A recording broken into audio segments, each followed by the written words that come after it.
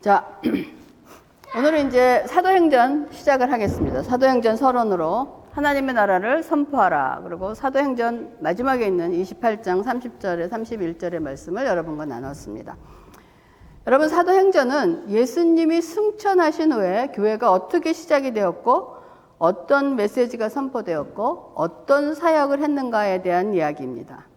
그래서 교회의 시작과 복음의 전파에 관한 말씀으로 교회 역사에 대해서 쓴 책입니다. 그래서 우리가 신약을 구분할 때 사도행전을 역사서라고 말하기도 합니다. 근데 지금 누가복음과 사도행전의 이 수신자가 모두 데오빌로라는 사람으로 되어 있어요. 누가복음 1장 3절에 보면 나도 데오빌로 각하에게 차례대로 써보내는 것이 좋은 줄 알았노니, 또 사도행전 1장 1절에 데오빌로요 내가 먼저 쓴 글에는 라고 얘기되어 있습니다. 그래서 누가복음에는 데오빌로 각하라는 존칭을 쓰고 있어요. 그래서 아마 존칭을 하면서 예수님의 사역에 관한 글을 써보낸 편지가 우리가 읽고 있는 지금 누가복음입니다. 그리고 후에 다시 누가가 예수님이 승천하신 후에 일어났던 일에 관해서 다시 데오빌로에게 쓴 편지가 사도행전입니다. 그래서 아마 데오빌로 각하라는 존칭한 것으로 미루어 보아 이 데오빌로라는 사람이 아마 고위 관직에 있었던 사람인 것 같아요. 우리가 빌라도도 각하 이렇게 얘기하고 했던 것처럼. 그리고 공직에 있던 사람인데 아마 이 사람이 그리스도를 믿는 사람으로 짐작을 하고 있고, 또 사도행전서는 누가가 데오빌로에게 각하라는 존칭을 쓰지 않는 것으로 보아 어느 정도의 기간이 있으면서 좀 친숙한 관계가 되지 않았나 하는 그런 생각을 해봅니다. 누가복음은 하나님의 구속사, 구원에 관한 것으로 온 인류를 구원하러 오신 메시아 예수님의 삶과 가르침을 통해서 구원이 어떤 거라는 것을 설명을 하고, 이 사도행전은 제자들이 이 복음을 가지고 예루살렘을 출발해서 땅끝으로 향해 가는 이야기를 기록한 것이 사도행전입니다. 그러므로 사도행전은 바울에게 초점이 있는 것보다는 복음이 땅끝을 향해 계속 전진해 나가는 하나님의 이야기입니다. 그래서 저는 이 사도행전을 시작하면서 2000년 전에 땅끝을 향해 출발해서 전진했던 복음이 어느 순간 어느 시점에 이르러서 나에게 다다랐다는 생각을 하니까 이렇게 막 전율이 일어난 거예요. 그러면서 내가 역사 속에 서 있는 것 같은 그런 걸 느꼈습니다. 참 한 번도 그런 생각을 해보지 않았는데 거기서 전진했던 것이 어느 순간에 돌아서 어느 순간에 나에게 그 복음이 왔다 그랬을 때 참 기막힌 어떤 그 전율을 느낄 수가 있었어요. 그러므로 여러분, 우리는 이번에 2023년을 보내면서 새로운 2024년을 맞이하면서 사도행전을 통해서 복음이 어떻게 퍼져 나가는가를 배우면서 이런 복음의 전진을 위하여 하나님의 사람들이 어떻게 쓰임을 받았는가를 발견하기를 바랍니다. 그리고 우리도 이 새삼교회도 그들과 같이 복음의 전진을 위하여 쓰임받기를 기도하며 그 쓰임에 가슴이 설렐 수 있기를 바랍니다. 그러면 먼저 사도행전을 쓴 누가는 어떻게 쓰임을 받았는가 보면, 바울이 골로새서 4장 14절에 사랑받는 의사 누가와 라고 말하는 것으로 보아 직업은 의사였음을 알 수가 있습니다. 학자들에 의하면 누가복음과 사도행전에 쓰여진 헬라어가 굉장히 세련된 것으로 쓰여졌다 그래요. 그 문법 자체가. 그런 것으로 보아 아마 학식도 의사였으니까 뭐 학식이 있지 않았겠습니까? 학식도 높았고, 또 각하라 치러가는 사람에게 이런 편지를 보낼 정도라면 어떤 사회적인 유치도 꽤 있었던 사람으로 우리가 보입니다. 그런데 그는 그가 가진 모든 것을 자신을 위하여 사용하지 않고 복음을 위하여 주님을 섬겼다는 것입니다. 아마 의사는 지금이나 그때는 아마 굉장히 좋은 직업이었을 것만은 분명합니다. 그래서 의사로서 복음을 위하여 섬겼을 때, 의사로서 선교를 할 때 지원할 수 있었던 것이 무엇이 있었겠습니까? 대표적인 헌신은 의사였으니까 많은 병자들을 고쳤을 것입니다. 그렇죠? 그리고 아마 진료를 할 때 그것이 비용이 안 들었겠습니까? 그 비용도 아마 자기가 다 했을 것입니다. 그리고 이제 필요하면 물질로도 선교를 했을 것으로 짐작을 하고 있습니다. 그래서 누가는 바울이 2차 전도 여행을 떠날 때 소아시아의 드로아에서 바울의 일행에 협력을 합니다. 합류를 하는데 그 사도행전 16장에 있고, 누가는 또 2차 전도 여행 중 빌립보에 남아 있다가 바울이 3차 전도 여행을 할 때 다시 합류를 합니다. 그리고 누가는 바울이 예루살렘과 로마에 여행할 때 동행했으며 바울이 그곳에 갇혀 있을 때에도 그와 함께 있었습니다. 그러니까 바울이 로마에서 참수형을 당하기 전까지 감옥에 있었을 때 아마 그때 누가가 바울을 도우면서 바울과 함께 했었을 것입니다. 그래서 누가는 자신에게 있는 재능이나 능력이나 재산들은 복음 전파를 위해서 헌신했습니다. 그리고 의사로서 사도들을 돌보기도 하고 그의 지적 능력으로 복음서를 남기기도 했던 것입니다. 아마 그는 사도라는 어떤 칭함도 받지 않았고 바울만큼 알려지지 않았지만은 하나님께서는 누가를 매우 기뻐하셨을 것이라고 저는 믿습니다. 그렇게 이제 사도행전과 누가복음을 작성한 사람이 누가라는 것을 우리가 알면서, 그러면 학자들은 이 사도행전이 언제 쓰여졌나 하는 그 저작 시기에 대해서 여러 가지 관점에서 말하고 있어요. 가장 빠르게 보는 학자들은 누가가 주후 61년에서 63년경 바울이 로마 옥살이에 있다가 아마 풀려날 것을 기대하면서 60년대 중반 혹은 말에 저작했을 것이라 하는 견해가 있습니다. 근데 또 한편에서는 바울이 로마 황제 네로의 기독교 박해가 있었을 64년에서 68년쯤에 순교했다고 보는 사람은 사도행전이 바울의 순교에 대해서 언급이 없는 것으로 보아 박해 사건이 있기 전 60년대 한 초반이나 박해 전으로 그렇게 보는 견해도 있다는 것입니다.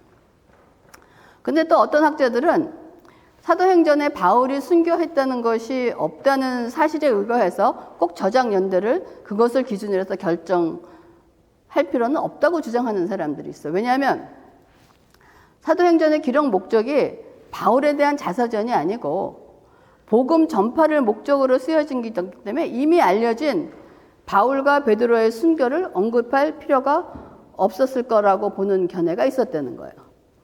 그러니까 이런 주장을 하는 사람들의 주장은 사도행전이 당시 세상의 중심이라 할 수 있는 로마에서 세상 끝으로 퍼져나가는 그런 비전을 제시하는 책에 굳이 사도들이 죽었다는 얘기를 하면은 그 복음을 전파할 때 어떤 사도가 죽었어 그러면 으쌰으쌰 하겠습니까? 좀 실망하고 낙오되고 우리는 어떻게 하지 하는 그런 영향을 줄 수 있는데 뭐 굳이 거기다가 베드로가 죽었고 바울이 죽었다는 얘기를 쓸 필요가 있었겠느냐라고 그렇게 주장하는 견해도 있다는 거예요. 그래서 여러분 사도행전 끝마무리가 28장 오늘 읽었던 본문처럼 정확하게 끝나는 어떤 이게 끝인가? 라고 할 그런 느낌이에요. 그래서 꼭 to be continue라든지 요즘은 뭐 드라마 제작이 to be continue 아니고 시즌 1, 2, 3 이렇게 갑니다. 그래서 꼭 시즌 2, 시즌 3가 이렇게 계속되는 것 같은 그런 느낌을 주고 있어요.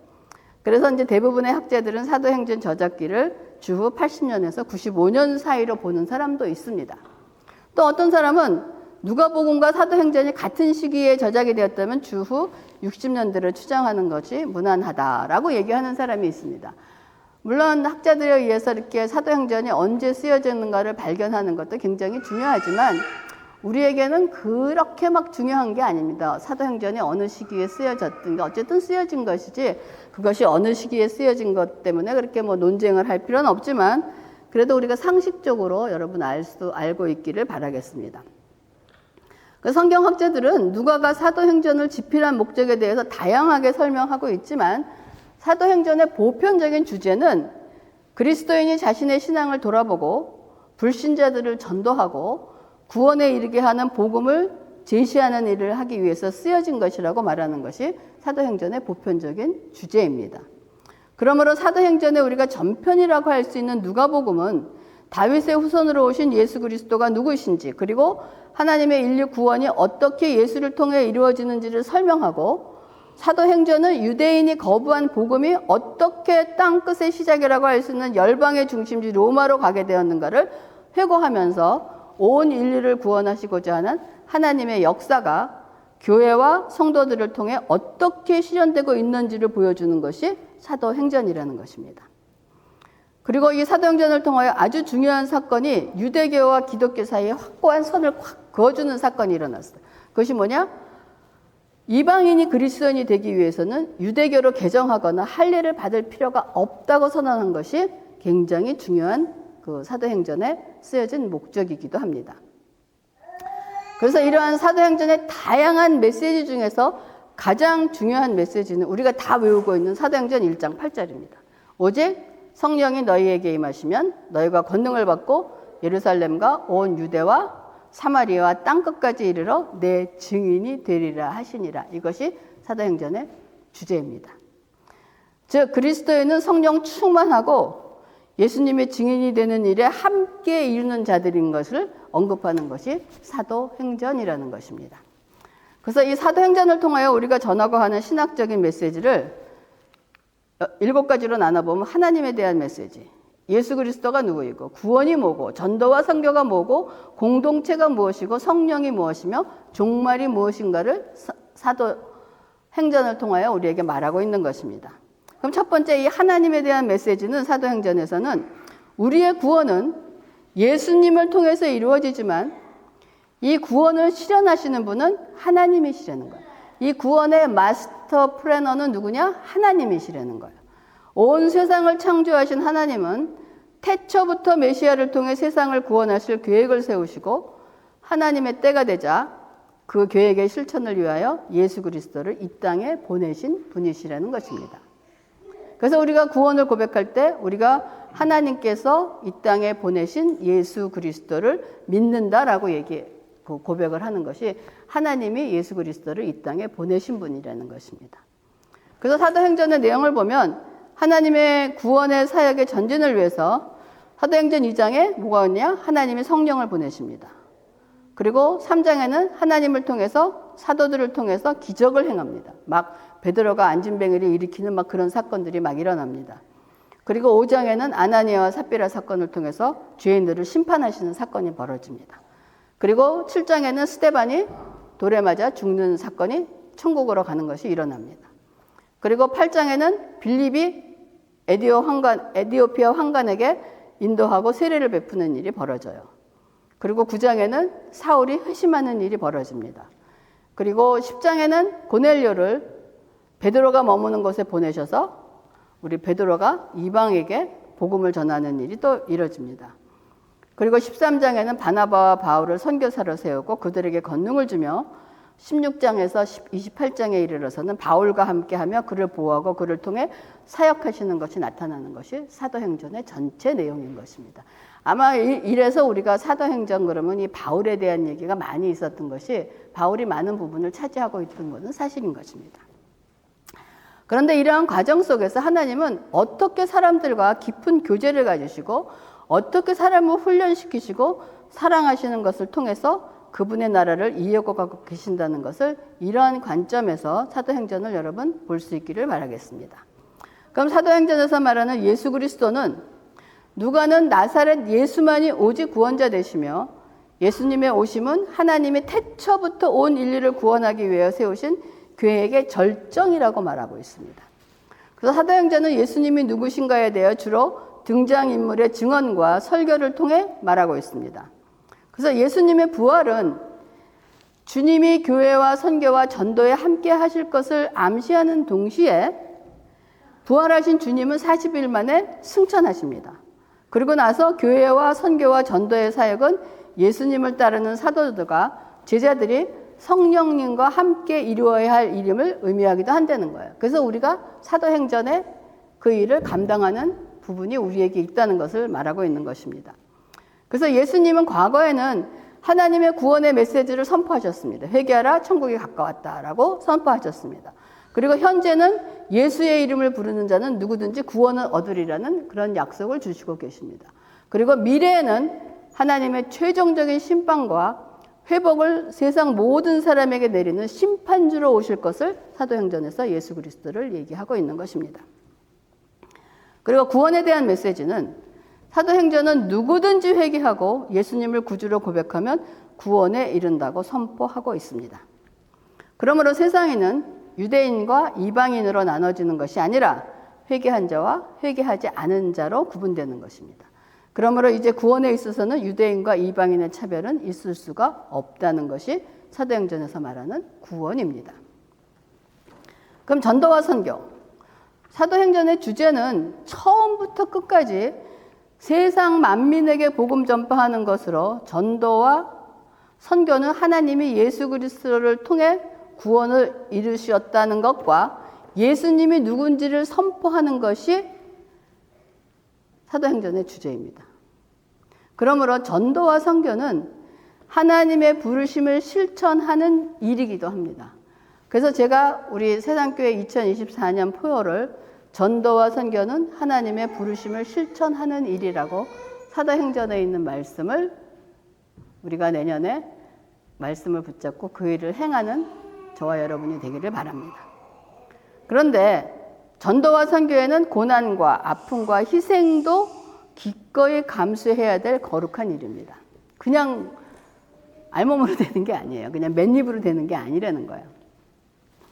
그러나 다행히도 이러한 모든 일은 하나님의 통제 안에 이루어지는 것이기 때문에 감당할 수 있는 일에 미리 겁내지 겁먹지 마시기 바랍니다. 그래서 많은 자들이 그러잖아요. 이런 얘기하면 순교할 수 있을까요? 아직 선교하고 전포도 안 했으면서 내가 순교할 수 있을까 걱정하는 일들을 우리가 옛날에 많은 그런 얘기 하지 않았습니까? 물론 순교한다고 생각하면 두렵습니다.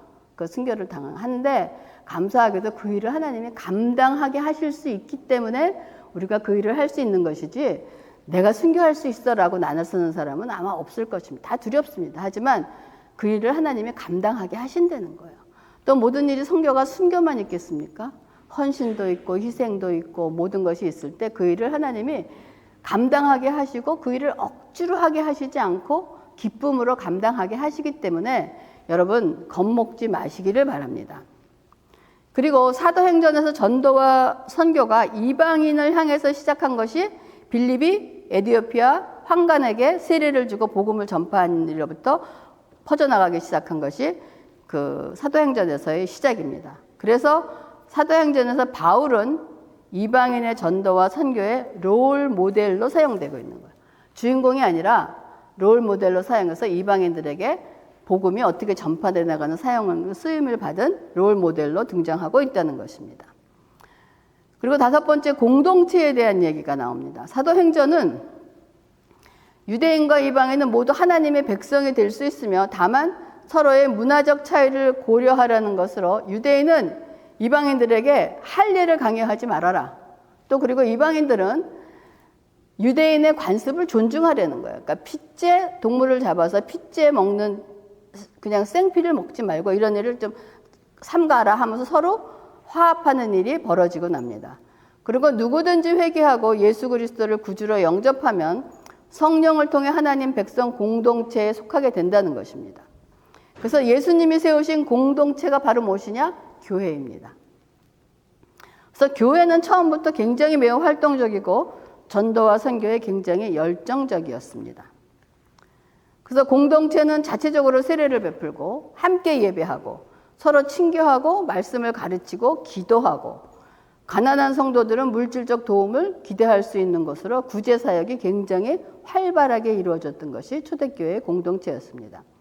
그래서 사도행전이 끝나갈 무렵에 즉 초대교회가 뿌리를 내릴 무렵에는 장로 등 지도자들이 각 공동체를 세웠고 교회가 세워졌고 성도들은 지상 명령을 근거로 복음을 전파하는 일, 선교에 힘을 다했던 것입니다. 그리고 성령, 사도행전이라 불리는 이 책에 등장하는 대표되는 사전은 베드로하고 바울밖에 없어요. 그래서 어떤 사람들은 이것을 사도행전이라기보다는 성령행전이라 불러야 된다라고 말하는 사람도 있습니다. 그래서 이 두 사도들을 통해서 강하게 역사하시는 성령님이 사도행전을 이끌어 가시는 주인공이에요. 그래서 오순절에 임하신 성령은 메시아의 새로운 시대를 알리면서 예수님의 삶과 모든 사역에 대한 증인이 되시고 예수님의 일을 이어가는 사람에게 능력을 주시고 선교와 전도를 할 능력을 주시는 하나님의 영, 예수의 영이라는 것을 성령은 얘기하고 있는 것입니다. 그리고 마지막으로 종말에 대해서는 이 저자는 종말이 언제 오는지에 대해서는 별로 관심이 없습니다. 그러나 중요한 것은, 확실한 것은 반드시 온다는 것입니다. 종말은 예수님이 다시 오시는 날이며 성령의 모든 사람에게 임하는 날이고 공동체가 온전히 회복되는 날이며 세상 만민에게 심판이 임하는 날입니다. 그리고 하나님의 최종적이자 절대적인 승리의 날이기도 하다는 것입니다. 이렇게 이상 7가지의 주제가 사도행전을 이해하는 데 기초가 되기를 바랍니다. 여러분, 이 전체의 뜻을 이해하기 위해서는 저자가 쓴 목적을 알아야 돼요.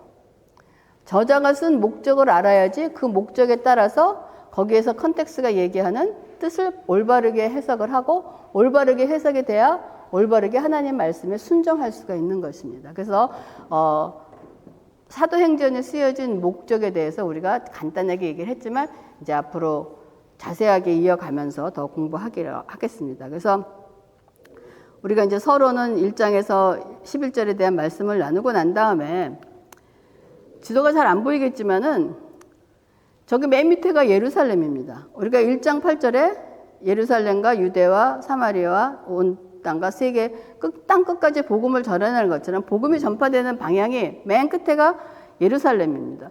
그리고 그 위로 올라가는 것이 유대와 사마리아 땅으로 올라갑니다.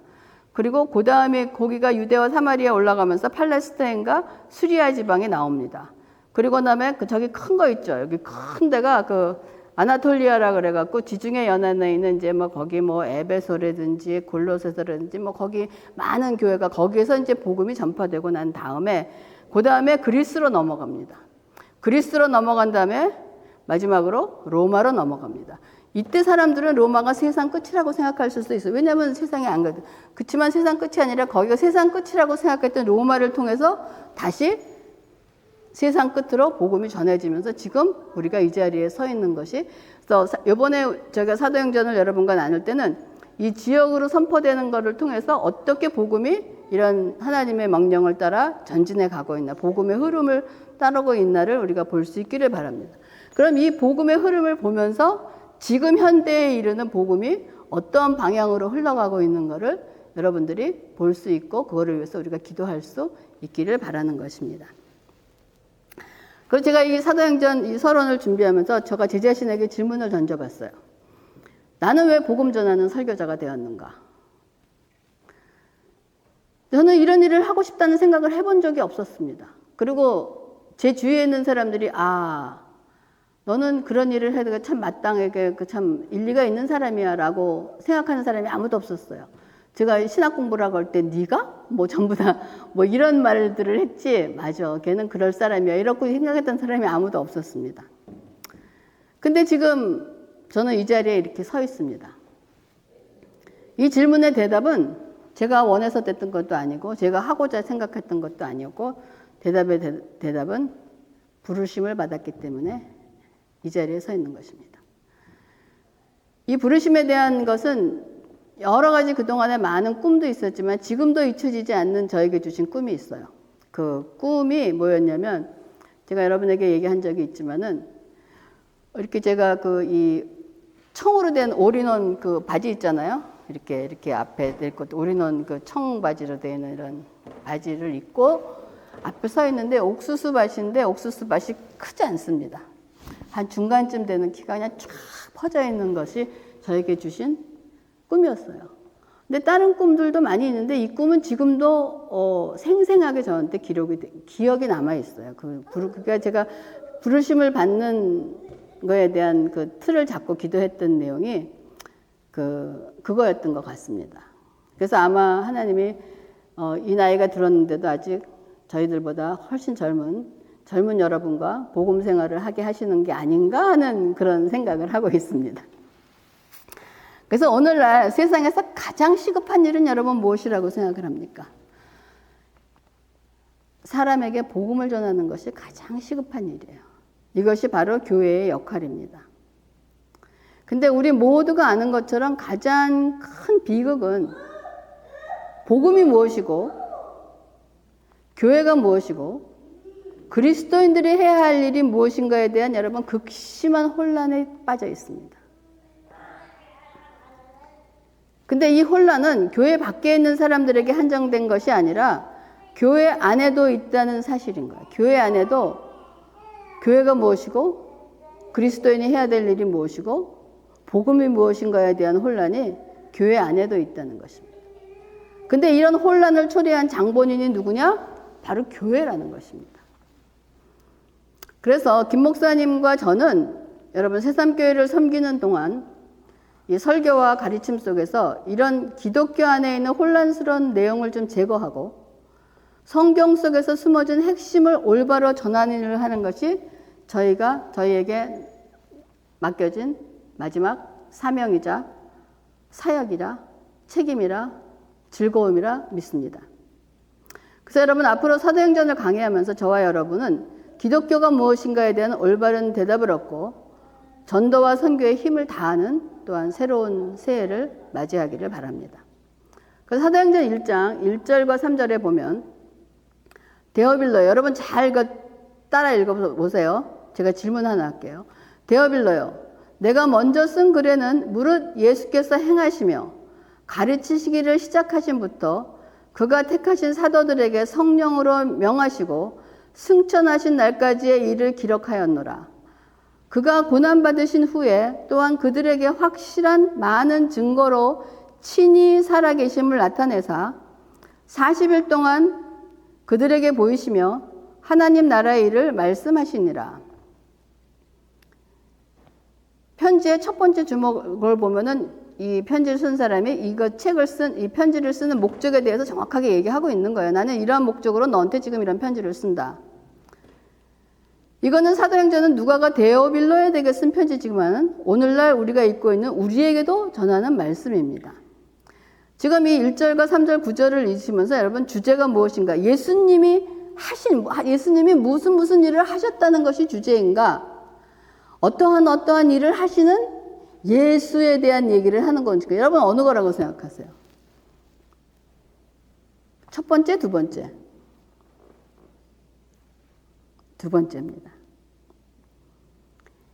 기독교는 예수님에 관한 거예요. 예수님이 무슨 일을 하셨다는 그 일에 대한 것을 설명하면서 이 일을 강조하는 것이 아니고 그 일을 하시는 예수님에 관한 것이 여러분 기독교입니다. 그래서 여러분 기독교는 가르침이 아닌 것입니다. 기독교는 예수님 그 자체인 거예요. 그래서 기독교는 단순히 정치 또는 보다 나은 도덕적인 삶을 살기 위해서 니네들이 좀 이런 더 좋은 삶을 살기 위해서 적용해야 될 도덕이나 철학 사상이 아니라는 것입니다. 예수 그리스도 그분 자체가 사도행전의 주제입니다. 그리고 기독교가 그 자체인 것이에요. 그러므로 우리는 예수님처럼 사는 방법을 찾으려고 하기 전에 예수님이 누군지를 먼저 알아야 돼요. 그리고 그분과 관계를 가지는 것이 먼저입니다. 그러므로 우리의 삶은 그분의 가르침으로부터 시작하는 것이 아니에요. 여러분 산상수훈을 알고 산상수훈대로 살라 그러는 것이 먼저가 아니고 그 산상수훈을 말씀하시는 예수님과 관계를 맺는 것이 먼저라는 것입니다. 그렇기 때문에 우리의 삶의 시작은 가르침으로 시작하는 것이 아니라 예수님, 그분과의 만남으로부터 먼저 시작돼야 된다는 것입니다. 이것이 사도행전의 메시지인 것입니다. 그래서 누가복음 1장 35절에 천사가 대답하여 이르되 성령이 네게 임하시고 지극히 높으신 이의 능력이 너를 덮으시리니 이러므로 나실 바 거룩한 이는 하나님의 아들이라 일컬어지니라 라고 얘기합니다. 누가가 우리에게 전하는 요점은 예수님께서 세상에 오셨다는 거예요. 근데 그분은 다른 사람들과 똑같이 태어나신 것이 아니라 예수님은 영원에서 나오셔서 시간과 공간을 뚫고 이 땅에 들어오셨습니다. 즉 천국에서 이 땅으로 오신 거예요. 이것이 기독교입니다. 여러분이 도덕적이나 정치적이나 철학적인 견해가 무엇이든지 상관이 없습니다. 문제는 베들레헴에서 태어난 아기가 영원하신 하나님의 아들이라는 사실이 여러분과 무슨 관계가 있느냐가 중요하다는 거예요. 여러분과 관계가 있습니까? 관계가 없다면 그냥 말짱 헛거라는 거예요. 성경은 묻는 것은 이 예수와 너는